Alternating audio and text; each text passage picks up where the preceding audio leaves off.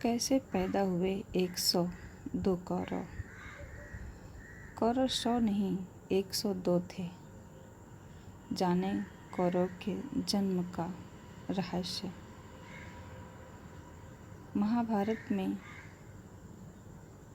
वर्णन है इस कथा का। सुप्रभात दोस्तों, सुबह के 4 बजने वाले हैं। चिड़िया चहचहा रही हैं और कौवे आवाज़ कर रहे हैं। मैं एक कहानी आपके सामने रख रही हूँ। अगर पसंद आए तो कमेंट ज़रूर कीजिए। कैसे पैदा हुए 102 कौरव? कौरव के जन्म से जुड़ी रोचक कहानी अवश्य सुनें ताकि आप जान पाएं कि कौरव 100 नहीं 102 थे। आप सभी को यह सुनकर आश्चर्य होता होगा कि एक ही माँ की 101 संतानें कैसे हो सकती हैं। माता गांधारी एवं धृतराष्ट्र की 101 संतानें थी, जिन्हें महाभारत के गौरव कहा जाता था, जिन्हें महाभारत काल में कौरव कहा जाता था। जाने इसके पीछे का पूरा रहस्य। गांधारी जी की गांधार नरेश की पुत्री और एक शिव भक्त गांधारी ने अपने बाल्यकाल से ही शिव भक्ति में अपने मन को लगा लिया था, जिसके फलस्वरूप भगवान शिव ने उन्हें 100 पुत्रों का वरदान दिया। गांधारी का विवाह विचित्र वीर के पुत्र धृतराष्ट्र से किया गया, जो कि जन्म से ही नेत्रहीन थे। धृतराष्ट्र की इच्छा थी कि उनकी पत्नी नेत्रों वाली हो, ताकि वो उनकी नेत्रों से दुनिया को देख सके, राज्य संभाल सके। लेकिन जैसे ही गांधारी को विवाह प्रस्ताव मिला, उसने अपने पति धर्म को सर्वोपरि रखा। विवाह के पूर्व ही अपनी आँखों पर जीवन भर के लिए पट्टी बांधने की प्रतिज्ञा ले ली, जिससे धृतराष्ट्र बहुत क्रोधित हो उठे, क्योंकि इस कारण धृतराष्ट्र को हस्तिनापुर का राजा नहीं बनाया गया और पांडवों का राज तिलक किया गया। अपने क्रोध के कारण धृतराष्ट्र ने गांधारी को अपने समीप नहीं आने दिया का फैसला किया, न आने देने का फैसला किया। यह जानने के बाद शकुनी जो गांधारी का भाई था, उसने धृतराष्ट्र को शिव जी के स्वप्न के बारे में, वरदान के बारे में बताया और कहा, आपका पुत्र ही आपके सपनों को पूरा करेगा। और 99 भाइयों के होते वो सभी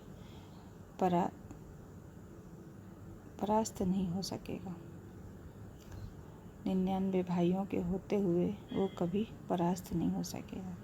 यह सुनकर महत्वाकांक्षी धृतराष्ट्र को अपनी इच्छा पूरी करने का एक रास्ता नजर आया। अतः धृतराष्ट्र ने गांधारी को पत्नी के रूप में स्वीकार किया, जिसके बाद गांधारी को गर्भ धारण किए 10 महीने से अधिक हो गया, लेकिन उसके प्रसव नहीं हुआ। 15 महीने बाद गांधारी को प्रसव में एक मांस का बड़ा टुकड़ा हुआ, जिसके कारण सत्यवती एवं धृतराष्ट्र ने उन्हें बहुत कोसा। नाराज धृतराष्ट्र ने अपनी पत्नी को अधिक कष्ट देने के उद्देश्य से गांधारी की प्रिय दासी के साथ संबंध बनाए। उसी वक्त महर्षि वेदव्यास हस्तिनापुर पहुँचे और उन्होंने बताया कि किसी स्त्री के गर्भ से 100 पुत्र का जन्म होना नामुमकिन है, लेकिन शिव का वरदान व्यर्थ नहीं होता। अतः यह मांस का टुकड़ा नहीं, बल्कि इसमें गंधारी के 101 संतानों के बीज हैं। गंधारी ने वरदान में भगवान से एक पुत्री भी मांगी थी, पुत्री की भी कामना की थी। इस प्रकार उन्हें 101 संतानों का सौभाग्य प्राप्त हुआ। इसके बाद महर्षि वेदव्यास ने 101 मटकों में गर्भ की तरह वातावरण निर्मित किया। इसके बाद सबसे पहले जिस पुत्र का जन्म हुआ उसका नाम दुर्योधन रखा। इसके बाद दासी को भी एक पुत्र की प्राप्ति हुई। अतः कौरवों की संख्या 100 नहीं 102 थी, जिसमें बहन दुशाला सहित 2 संतानें गंधारी की एवं संतान उनकी दासी की थी। एक संतान उनकी दासी की थी। यह था कौरवों के जन्म से जुड़ा सच। महाभारत का युद्ध धर्म की रक्षा के लिए लड़ा गया था, जिसमें कौरव अधर्मी एवं पांडव धर्मी थे। इस महाभारत के रचयिता महर्षि वेदव्यास थे।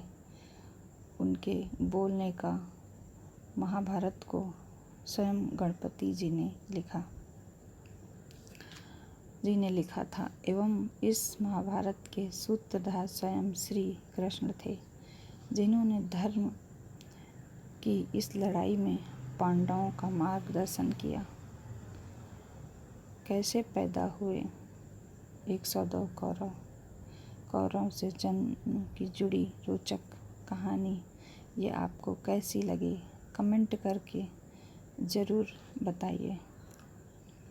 महाभारत कहानी एवं उनसे जुड़े तथ्य जानने के लिए हमारे साथ जुड़े रहिए और आपको इसी तरह की कोई घटना जानने तो कमेंट बॉक्स में लिखिए। अगर आपके पास भी कोई इस तरह की घटना की जानकारी है तो कमेंट बॉक्स में ज़रूर बताइए। ये कहानी आपको कैसी लगी? पसंद आए तो लाइक शेयर सब्सक्राइब कीजिए। आप सबका धन्यवाद, शुक्रिया, सुप्रभात।